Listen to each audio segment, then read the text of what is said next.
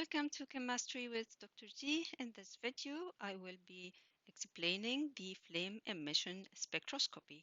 This is part of the chemical analysis topic. So, flame emission spectroscopy is one of the instrumental tests that we can use for metal ions.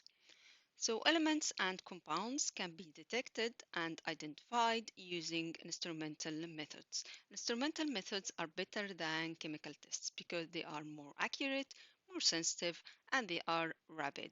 So they are more advantageous compared to the chemical test. We have been learning about the different chemical tests to test for metal ions, to test for cations and anions. Flame emission spectroscopy is a test, instrumental test that is used for elements, and we can use it for different elements.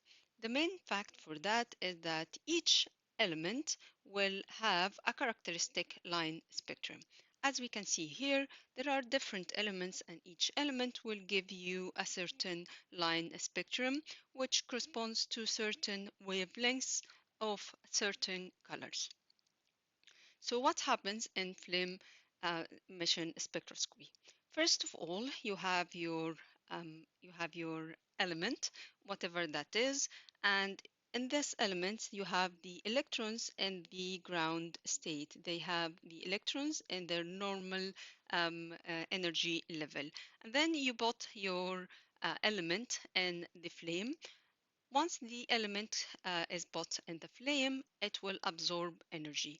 And as it absorbs energy, the electron here in the ground state will be excited.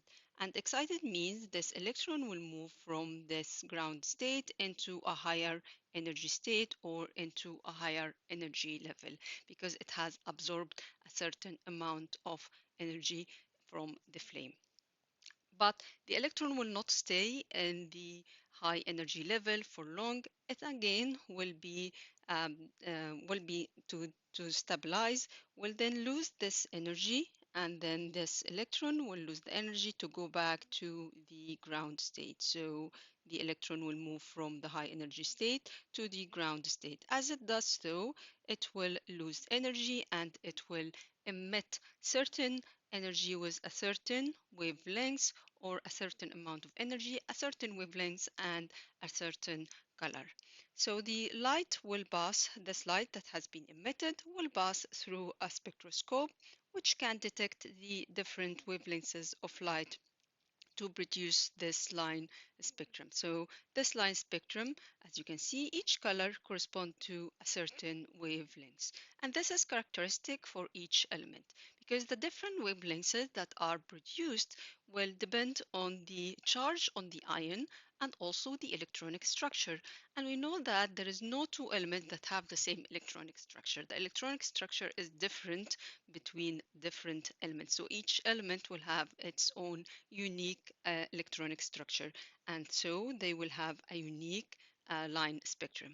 We can use this to identify the type of element that we have in our sample, because if you compare the line spectrum that you obtain with reference line spectra for specific elements, you can then identify which element do you have.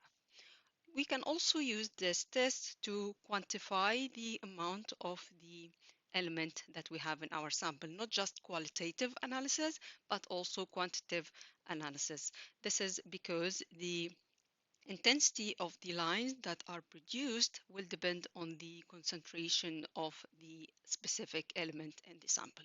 So the more intense the color, then that means we have higher quantity of our element in the sample. So we can use it quantitatively as well.